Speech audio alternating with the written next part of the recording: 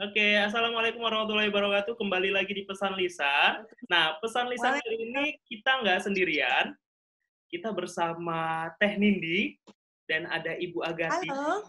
Ya, Bu Agati. Halo, salam kenal Ibu Agati. Halo, Salam kenal Teteh. Nah, di sini kita bakal ngebicarain tentang yang namanya bipolar. Bu Agati sebagai expert dari psikologi, dan Teh Nindi adalah seorang yang dinyatakan mengidap bipolar. Nah, saya kasih pertanyaan sedikit buat Teh Nindi, gimana sih pertama kali bisa tahu tentang atau dinyatain sebagai bipolar? Gitu. Oke, jadi maksudnya pertama kali didiagnosa? Iya, benar. Oke, pertama kali didiagnosa itu tahun lalu, tepatnya pada bulan April ketika saya pulang ke Indonesia. Saya pergi ke dua orang dokter yang berbeda.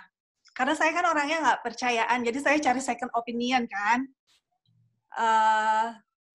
Karena itu kan butuh asesmen yang panjang kan. Bisa kita sekali datang, terus langsung diagnosa, oh kamu bipolar, nggak seperti itu kan. Karena butuh waktu yang panjang untuk mendiagnosa kalau saya bipolar. Jadi setelah 2 bulan saya berobat, jalan, bolak-balik ke Profesor Tuti namanya di Jalan Suropati, Bandung. Iya, kemudian katanya saya ada gejala ke arah situ. Begitu. Kemudian saya pindah dokter karena saya kesel. Kok gitu sih? Sekarang saya nggak percaya aja. Kok saya di segila itu apa gitu kan? Awalnya saya nggak denial kan, nggak terima gitu. Masa iya sih? Akhirnya mencari dokter lain untuk mencari second opinion gitu kan. Apa iya dok? Apa betul dok? Gitu kan? Apa betul yang teman-teman saya bilang? Karena saya juga teman-teman saya pun ada yang bully saya, katanya kamu bipolar lah apa. Jadi saya cari pembenaran, saya cari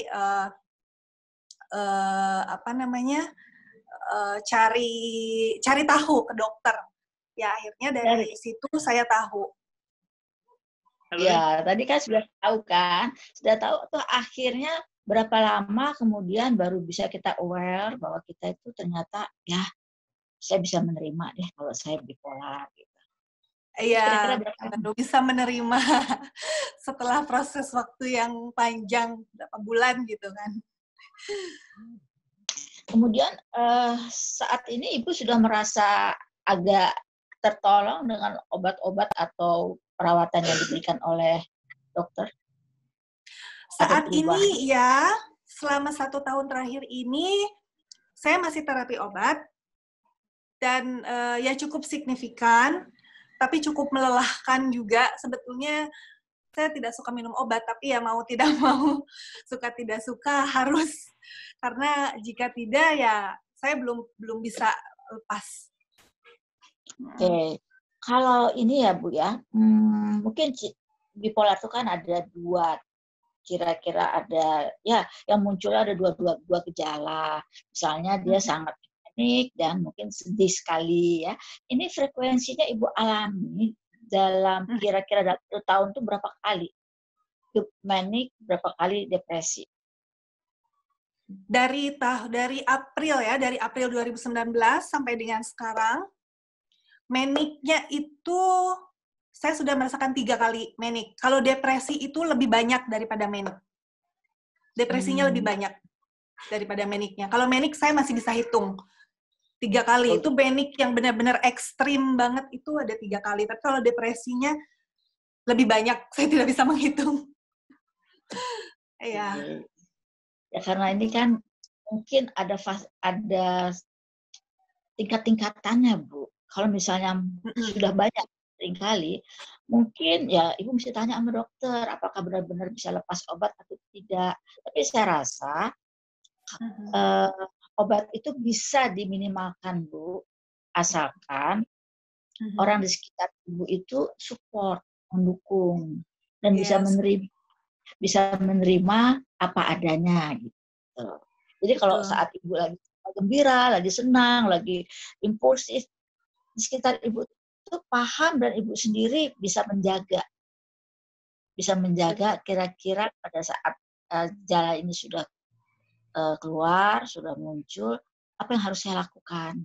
Tadi kan saya tanya, kalau misalnya itu memang manik itu lebih banyak ya, lebih sering ya. Ibu merasa lebih tersiksa atau merasa lebih menderita pada saat manik atau depresif? Jujur pada saat sama saja. Tapi lebih banyak manik kayaknya ya. Manik pada saat manik. Kalau persentasenya sekitar 50%, 60%, 50, 40 lah. Tapi jujur saya lebih tersiksa manik. Karena saya takut. Apa yang Ibu takuti? Saya takut tidak bisa membedakan bahwa ini tuh sebenarnya bahagia beneran atau bahagia manik gitu loh. Jadi saya melakukan tindakan-tindakan impulsif yang saya tidak sadar, karena kan kalau lagi manik itu tidak sadar kan, maksudnya kayak misalkan menurut saya biasa saja kok, misalkan lihat pulpen nih jatuh, saya bisa ketawa terbahak-bahak sampai kedengeran sampai kampung sebelah, padahal menurut orang kan itu biasa saja, tapi menurut saya itu lucu, pulpen saya jatuh itu lucu banget gitu, sampai saya ketawa sampai kedengeran ke tetangga, itu yang saya takutkan gitu. Jadi orang menganggap, ih kamu gila ya. Jadi saya lebih takut ke manik. Kalau sedangkan depresi kan cuma kalau depresi saya tidak begitu takut, karena kenapa? Kalau depresi saya hanya mengurung diri di kamar, tidak ada orang yang tahu. Sedangkan manik saya akan banyak berinteraksi dengan orang. Saya maunya keluar, saya maunya berinteraksi sama orang, banyak bicara, ide saya banyak, saya maunya melakukan lebih dari satu pekerjaan, 5 pekerjaan dalam satu waktu, itu saya bisa kerjakan. Tapi tidak realistis, dan semuanya tidak ada yang selesai. Nah, itu gitu. Jadi saya lebih takut manik. Ya itu emang betul. Jadi tanda-tanda yang senang luar biasa, yang tidak biasanya, itu berarti muncul gejala manik itu, Ibu. Pasti itu ekstrim sekali. Pokoknya kita jadi strong, jadi kuat, suaranya jadi gede, lebih percaya diri, terus lebih banyak bicara, aktivitas kita lebih optimal, gitu kan? Nah, betul. Oleh karena superior. Mungkin Ibu perlu dekat sama orang-orang yang memahami pribadi Ibu. Yang memahami. Jadi Ibu nggak usah takut, nggak usah disimpan-simpan kalau mempunyai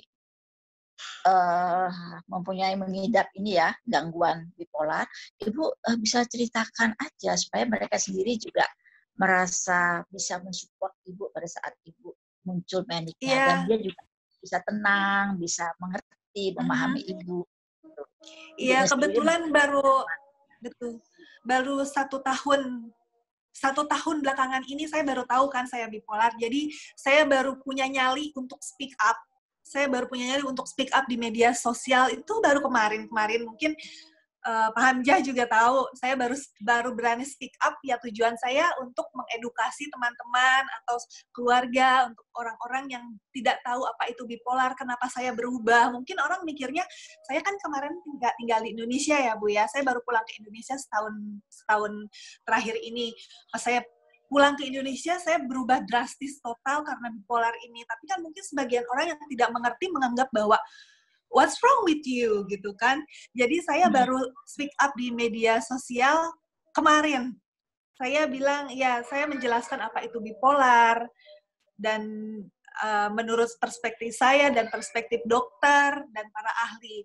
Jadi sedikit-sedikit, pelan-pelan, orang mengerti bahwa ya bipolar itu ya seperti ini, bukan gila, gitu. Iya. Karena kenapa? Karena orang bipolar itu banyak yang produktif loh, Bu. Ya, punya prestasi yang lebih begitu. Jadi Ibu nggak usah takut dengan gangguan ini, karena ini bukan suatu penyakit yang berbahaya, kecuali kalau pada saat depresi, ini sudah terlalu dalam, ini berbahaya untuk diri sendiri karena bisa mengarah kepada suicide.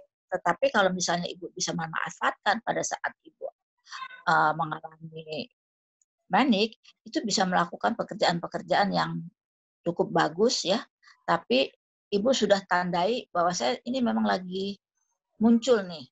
Nah, berarti Ibu harus aware ya, jangan agak mengerem deh. Kalau lagi kepingin belanja, belanjanya direm gitu. Kalau kepingin ngobrol, ngomong, suaranya agak ditendahin. Jadi lebih belajar mengontrol diri, Bu, di situ. Iya. Iya. Jadi kita Betul. lebih berdamai pada diri sendiri. Gitu. Berdamai dengan diri sendiri. Iya. Masih belajar sampai saat ini. Boleh saya satu pertanyaan? Boleh? Apa aja yang sudah pernah Teteh lakukan untuk melewatin bipolar ini? Misalkan pengobatan apa, misalkan dari keluarga atau gimana? Apa aja yang untuk pernah Teteh jalan? Ya, selama 1 tahun ini baru terapi obat saja, psikiater. Kemudian paling kita punya komunitas namanya Bipolar Care Indonesia, dan saya kira sudah ada ya di seluruh kota, bukan seluruh, di beberapa kota di Indonesia, di Bandung juga ada. Jadi kita ada kegiatan kayak psikoedukasi. Jadi kayak setiap bulan kita ada sharing sama dokter, sama ya orang-orang yang kompeten di bidangnya. Jadi untuk menyalurkan bakat kita gitu, kayak misalkan terapi art, kayak public speaking, menulis, dan lain sebagainya. Ya, seperti itu. Baru itu saja, obat dan terapi psikoedukasi. Psikoedukasi. Kadang juga saya mengajak ibu saya, karena kan mereka juga tidak hanya yang ada di komunitas itu, tidak hanya kita sebagai penyintas bipolar, tapi kita juga mengajak para caregiver, kayak misalkan teman, keluarga, atau pasangannya, mereka boleh ikut, sehingga mereka mengerti. Gitu. Iya. Ya, itu sudah bagus, Ibu. Itu sudah bagus sekali. Iya, baru belajar. Kira-kira hal apa aja sih yang ngebatasin Teteh atau kayak membuat Teteh itu ngerasa terganggu tentang bipolar ini? Hal-hal yang merasa terganggu, ya sebetulnya jika dalam fase normal saya merasa biasa aja, saya merasa tidak ada yang aneh dalam diri saya, biasa aja lah seperti layaknya orang normal. Tapi yang merasa terganggu itu ketika fase manik atau depresi datang. Itu sama sekali saya tidak bisa beraktivitas. Karena kalaupun saya paksakan, saya takut berbuat impulsif dan saya menyakiti orang sekitar saya yang takutkan. Jadi ya, jika fase manik atau depresi datang, saya harus segera seek ke profesional. Saya mengurung diri di kamar sampai saya stabil, baru saya keluar lagi untuk beraktivitas, dan itu butuh waktu. Iya, biasanya kalau lagi manik itu bisa berhari-hari ya, Bu ya? Paling nggak Iya, 4 minimal hari. 1 minggu. 1 minggu. Minimal. Jadi 1 minggu apa Ibu lakukan di rumah? Kalau Ibu berusaha untuk Iya, berusaha untuk lebih ke ibadah aja, rajin ibadah. Lebih ke hal-hal yang positif, karena hobi saya menulis. Kebetulan sekarang saya lagi menulis novel sama buku non-fiksi, jadi ya saya menyalurkan ke hobi aja. Saya menulis apapun itu, saya menulis buku sebisa mungkin. Kalau menulis pas sekali ya, ide-idenya keluar banyak sekali ya, luar biasa gitu, banyak yang ditulis ya Bu ya. Iya. Bagus sekali. Dan itu tidak mencelakai orang lain, tidak berdampak pada orang lain, karena pada saat normal Ibu bisa baca lagi, bisa koreksi lagi gitu ya. Untuk saat ini alhamdulillahnya sudah bisa mengkontrol, tapi waktu baru awal-awal saya sempat juga beberapa kali self-harm, kayak suicidal talk, pernah baru ketika di awal-awal, karena saya belum tahu apa ini bipolar, apa ini gitu kan. Belum sempat menerima waktu itu. Tapi sekarang sudah bisa mengkontrol dan menerima. Oh, oke. Gitu. Iya. Iya. Dan ini boleh tahu nggak sih, vonis dokter itu seperti apa sih? Apakah bipolarnya itu karena bawaan dari tubuh, atau karena lingkungan, atau karena trauma? Apakah ada vonis seperti itu? Mungkin lebih tepatnya bukan vonis ya, diagnosa kali ya. diagnosa Mungkin. Diagnosa. Oke, tidak. Sebetulnya dari gen, tidak ada bawaan dari gen. Bukan kemungkinan sih, tapi sebetulnya yang saya alami ini dari faktor lingkungan. Dari faktor lingkungan. Dari verbal abuse, dari kayak physical abuse, cultural abuse. Ketika saya hidup di negara orang, waktu itu saya dalam situasi yang sangat tertekan. Saya hidup sendiri di negara orang yang nggak tahu mau ngapain. Saya punya pasangan, tapi waktu itu sangat amat bermasalah. Jadi, ya itulah, mungkin saya depresi dari situ. Ketika saya pulang ke Indonesia, semuanya meledak. Jadi sampah-sampah luka batin itu menumpuk.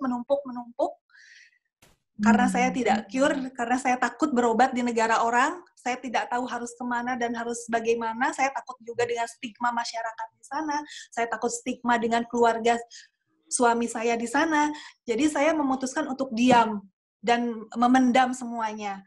Jadi ketika saya pulang ke Indonesia, meledaklah semuanya. Seperti bom waktu. Iya, betul sih.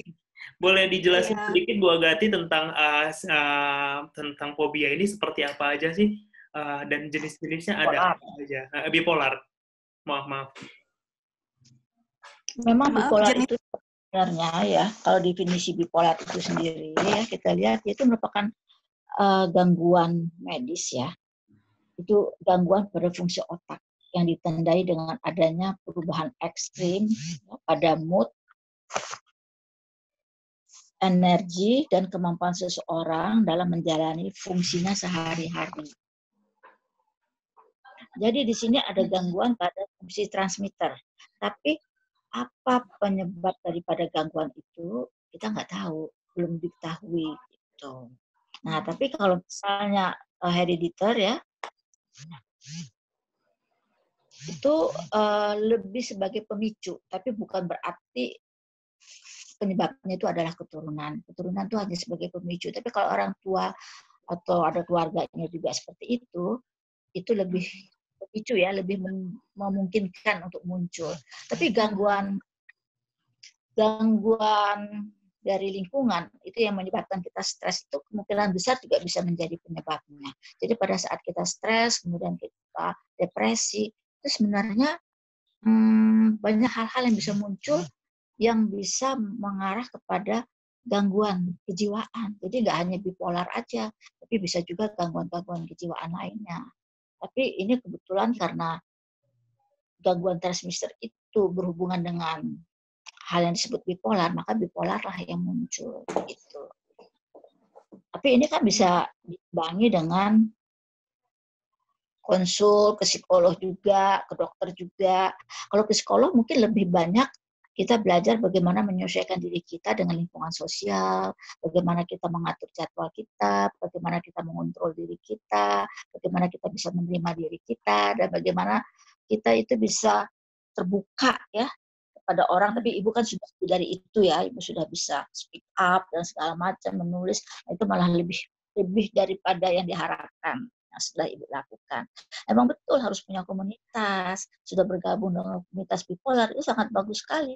Ya, karena di situ kan bisa sama-sama curhat, sama-sama cerita pengalaman masing-masing dan dapat solusi sendiri gitu.